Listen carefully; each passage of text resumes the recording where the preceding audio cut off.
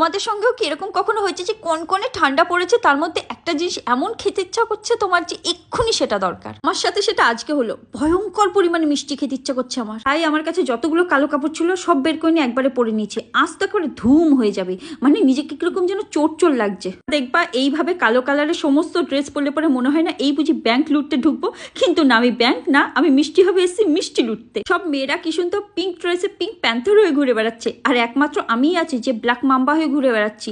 এক ছবলেই ছবি। বাঞ্ছারাম থেকে যে পাটিসাপটাটা খেলাম সেটা মনে হচ্ছে আমার কাছ থেকেই চুরি করা রেসিপি, কারণ এত বাজে জিনিস আমিই বানাতে পারি। কিন্তু বলরামের মিষ্টিটা কিন্তু খাঁটি ছিল, খুব সুন্দর লাগলো, নলেন গুড়ের রসগোল্লা। আর তারপর তো লজ্জাই পড়ে গেলাম এই পনিরটা পাওটা খেতে গিয়ে। এইসব না বাইরে খাওয়ার জিনিস না, লজ্জার চোটে তুমি হা করে খেতেই পারবে না। দেখলাম আশেপাশে লোকজন এবার তাকানো শুরু করে দিয়েছে, ভাবছে যে মালটা খেয়েই যাচ্ছে, থামছেই না। সেই কারণে ওখানে না খেয়ে পার্সেলই করে নিলাম। তো আমি মিষ্টি খাই, তোমরা আমার চ্যানেলটাকে প্লিজ সাবস্ক্রাইব করে দিও।